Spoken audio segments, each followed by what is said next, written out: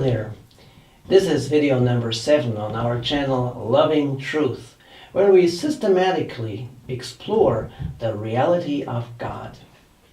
Now for this we first need to establish whether God even exists. Well, the last 3 videos gave scientific answers to this question and showed plainly that the dominant worldview of evolutionism, that is materialism and naturalism and atheism, can scientifically not be sustained.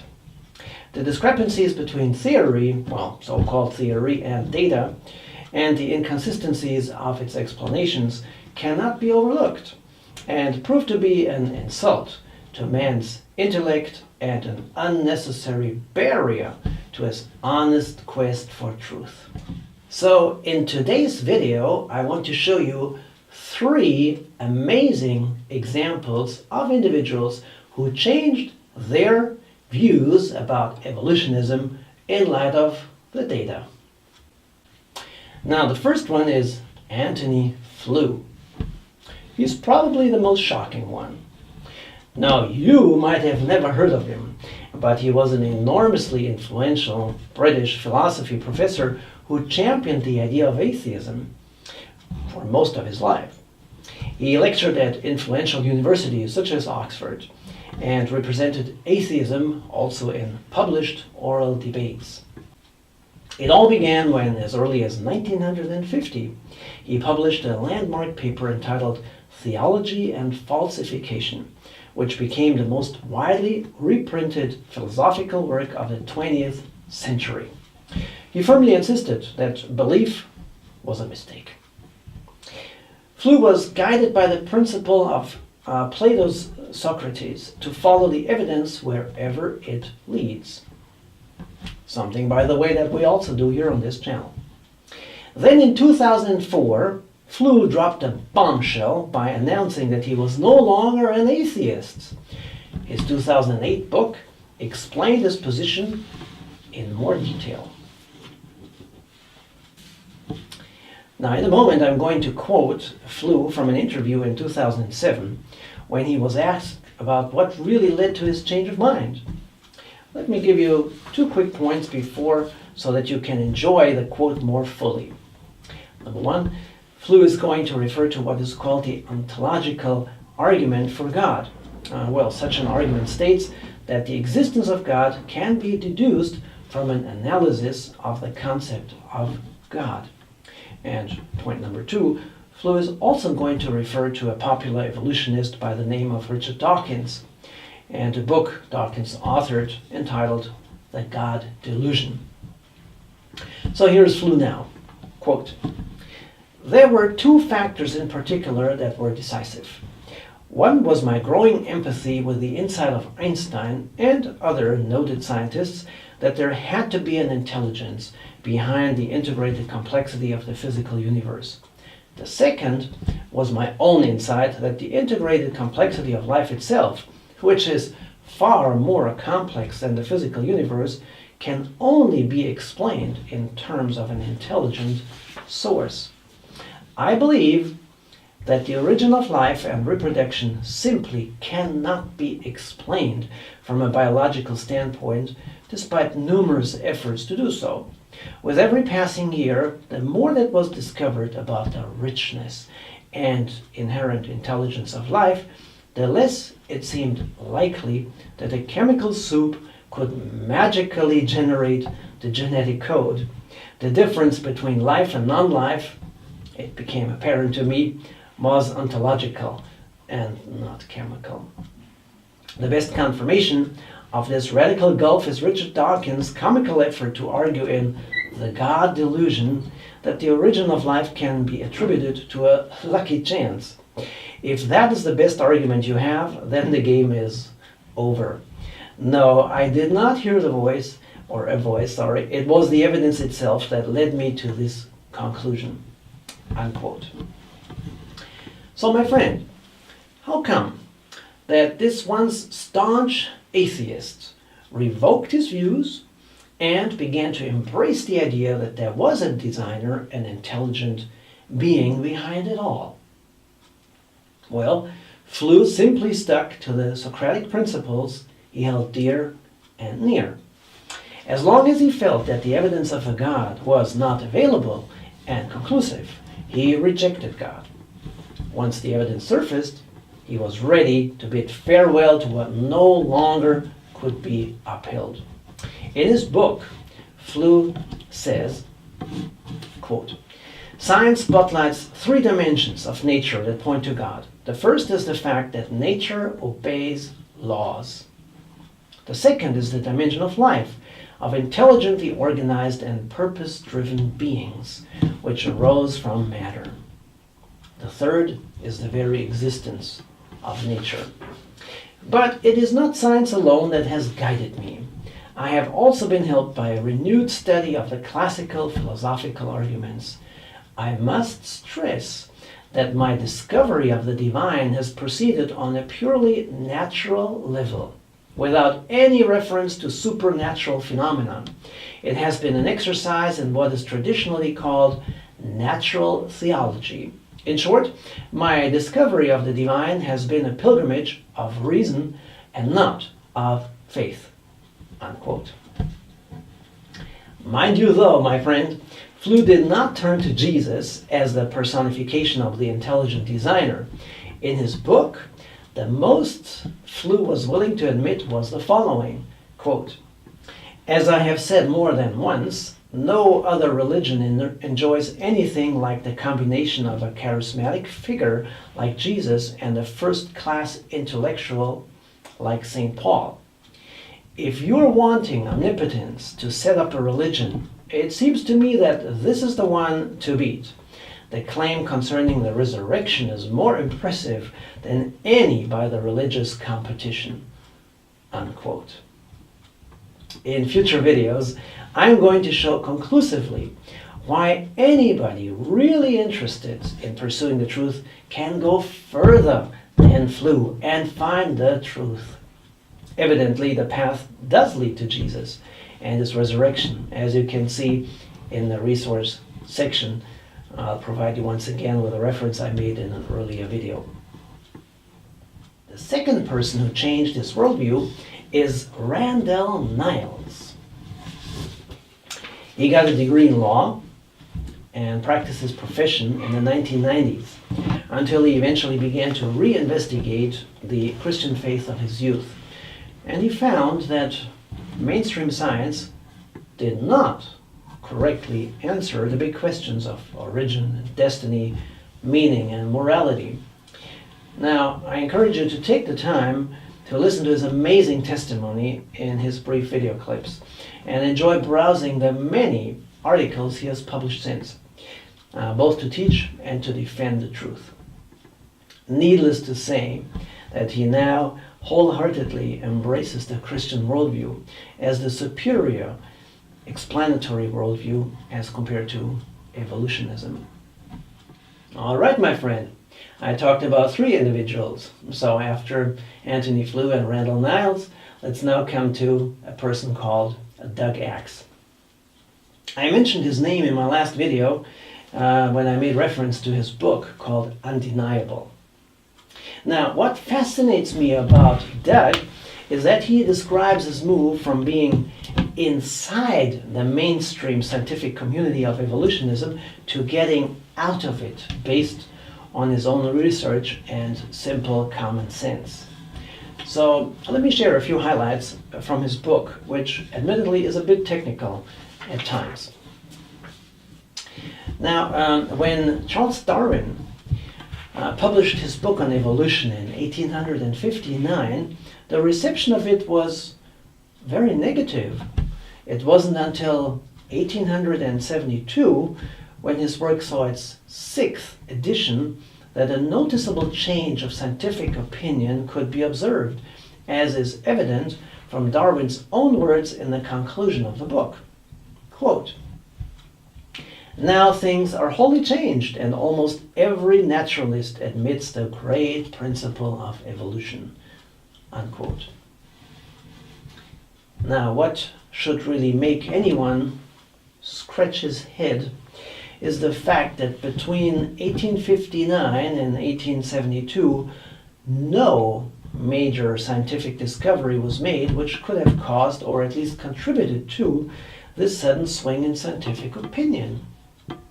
Doug Axe wonders if this could have been due to a change of power rather than a change of minds.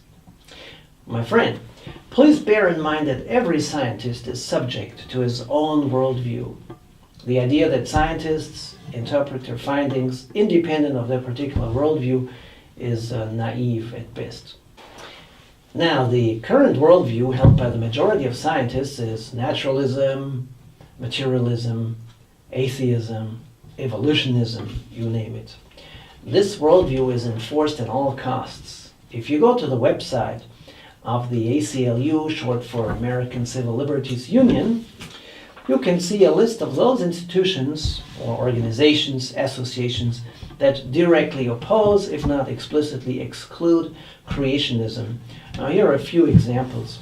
The American Association of University Professors, the Geological Society of America, the National Academy of Sciences, the Paleontological Society.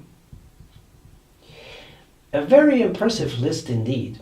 In passing, I find it remarkable that the Paleontological Society states, quote, "Because evolution is fundamental to understanding both living and extinct organisms, it must be taught in public school science classes," unquote. On the other hand, evolutionist paleontologists have so often failed to live up to their own standards. Are you, my friend, for instance, aware of the fact that many of the so-called forerunners to modern man were no forerunners at all, but more often than not just hoaxes?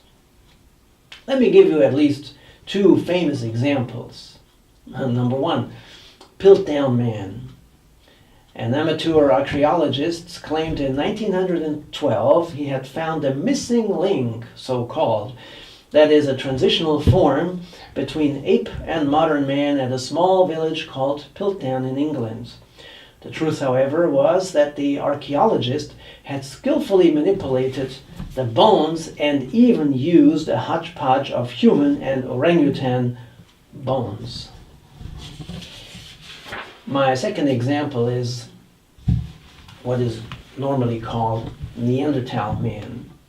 In 1856, the skeleton of what came to be known as Neanderthal man was discovered in a particular valley in Germany.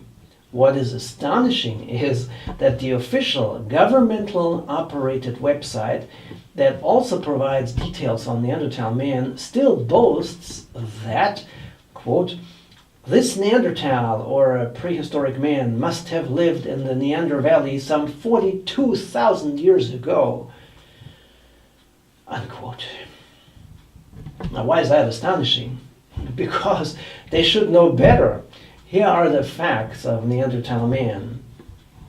Quote, "In 1856, German anatomist Rudolf Virchow said that the fossil was the remains of a modern man afflicted with rickets and osteoporosis.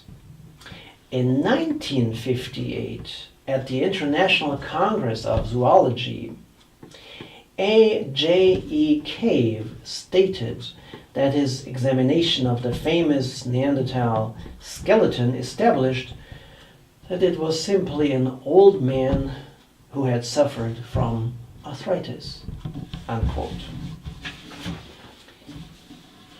Many other examples could be added, such as the discovery of Nebraska man in 1917, which led to a lot of excitement about human ancestors within the evolution of man. Now, do I really need to tell you that this spectacular discovery was a mere molar? Yes, indeed, just one tooth, one single tooth, and also that this single molar eventually turned out to be the molar of a pig. All right, let's get back to Doug Axe, the third individual I have pleasure introducing to you. In his own professional line of work, Axe, who's got a PhD in chemical engineering, found that the scientific community he worked in placed much more emphasis on correct doctrine, that is the endorsement of evolutionism, than data. Anything that posed as a threat to the dogma was publicly declared to be wrong and even belittled, totally disrespected. In Doug Axe's own words, quote, "Everything that opposes the institutionalized agenda is labeled anti-science by those working to protect the agenda," unquote. There is enough reason to take Axe's words seriously. Back in 1966, a scientific symposium was held in the US where a number of mathematicians challenged the theory of evolution on the grounds that a computer simulation of the theory showed it to be inadequate. Now, interestingly, such views have been very much absent in the scientific discourse ever since, with a few notable exceptions, such as Thomas Nagel, an atheist professor of philosophy whose publication, Mind and Cosmos, openly challenges the standard theory of evolutionism. Doug Axe, based on his own area of expertise in empirically working with enzymes, states, quote, "When we examine the proposed ways in which accidental evolutionary processes are supposed to have invented enzymes without insight, we consistently find these proposals to be implausible," unquote. Now, in this quote that I just gave you, two words stand out, and that is invented and insight. Now, contrast this with evolution, which hinges on the idea of a completely unguided, unassisted physical process in the absence of foresight or insight. As we could see on the enzyme level, things don't just happen like that. Instead, quote, "Inventions are conceived from the top down and constructed from the bottom up. They may operate by nothing more than physical causes, but they certainly do not originate that way," unquote. So there is first conception, then construction, and then operation. In light of the evidence I have presented in this video and the previous three, you are faced with the need to make a decision between the so-called theory of evolution and the evidence presented. In his book, Doug Axe reminds us of a very helpful tool that all of us use, regardless of the question whether we are scientists or not. Now, he calls this tool common sense.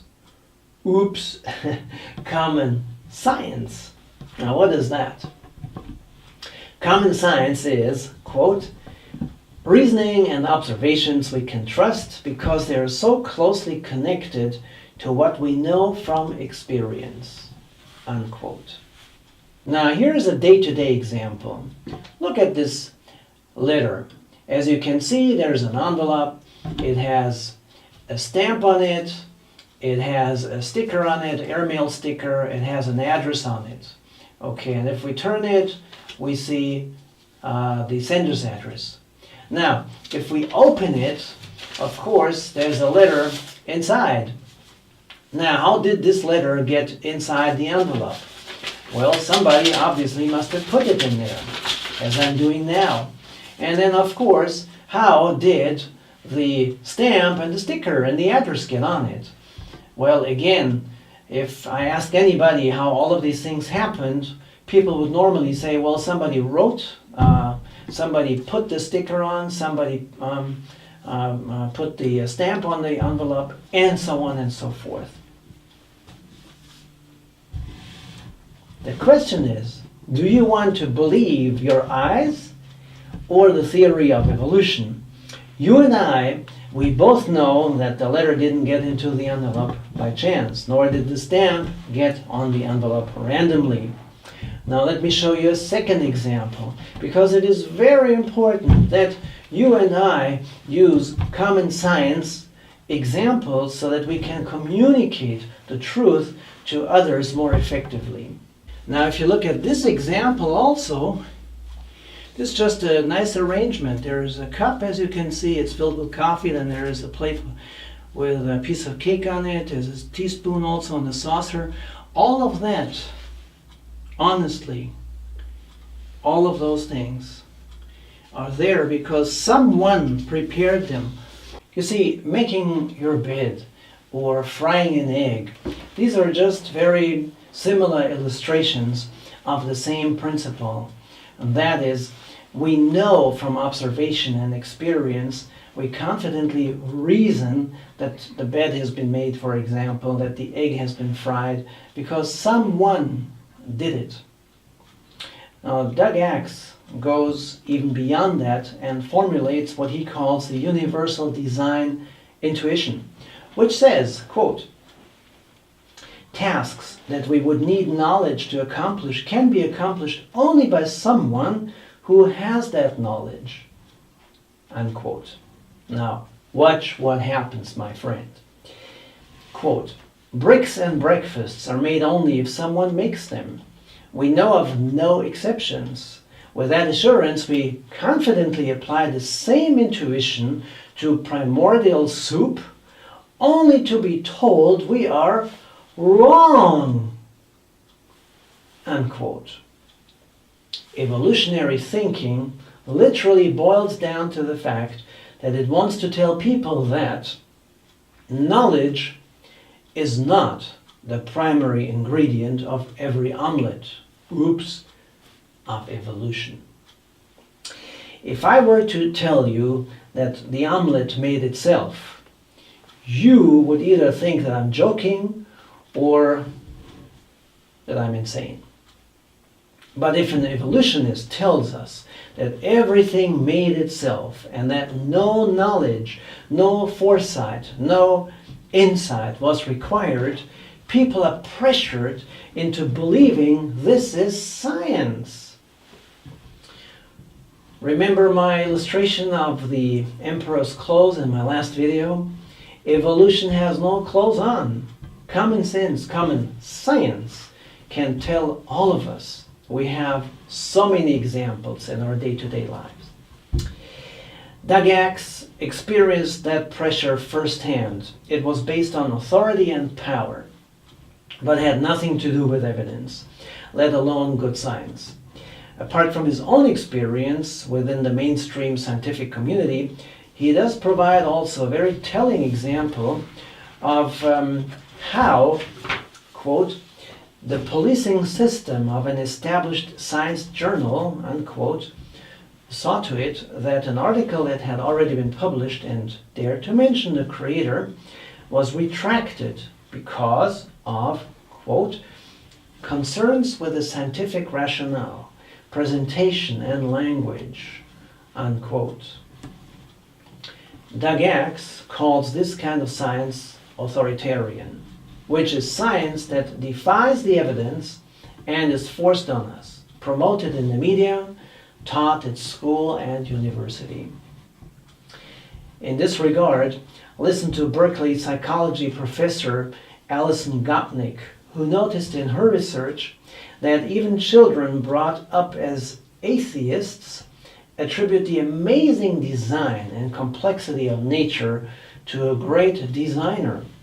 Now here's what Professor Gopnik suggests as the solution to the problem that children trust in the universal design intuition. Quote, the secret may be to reach children with the right theory before the wrong one is too firmly in place, unquote. Well, apparently that great designer has given all of us the capacity to know that intricate design can only be attributed to a designer. Friends, this is common sense, even common science. Do you remember Francis Crick, the co-recipient of the 1962 Nobel Prize for Physiology or Medicine based on his discovery of the DNA structure? All right. Now listen to what this evolutionist urges fellow biologists to do. Quote, biologists must constantly keep in mind that what they see was not designed, but rather evolved. Unquote. The great designer, God himself, is in the room, but evolutionists have to educate our children and remind themselves and each other that he is not. We're basically told to firmly disregard the evidence and trust in the truth that evolutionism serves us. None dare call it a lie, and yet this is exactly what it is. Ken Ham chose the title for one of his books wisely when he entitled it The Lie, Evolution. My friend, let's wrap up for today so we can get into our cake. I'm already getting hungry. All right, so 3 individuals have come to the same conclusion. Evolutionism is a worldview that cannot be sustained in light of the data. Now, Anthony Flew stopped at that point. Randall Niles and Doug Axe went further than that. They wanted to know if Christianity really is the one worldview that alone deserves the label of truth. Their efforts paid off. After careful investigation, they concluded that the evidence was undeniable, just as Doug Axe's book is called, Undeniable. Both of them, however, paid a price. Niles gave up a very lucrative job as a lawyer, and Axe, well, he joined a group of outcast scientists that dare speak out against evolutionism. Now, ideas have consequences. This will be the focus of our next video. Let me whet your appetite a bit by drawing your attention to the full title of Charles Darwin's famous book On the Origin of Species. Many people don't know that the title is a little longer, and what it really contains is this. On the origin of species by means of natural selection, or the preservation of favorite races in the struggle for life. Are people that hold on to or even promote the teachings of evolution really so blind that they don't know any better? Or is it that they perhaps pursue a very different agenda?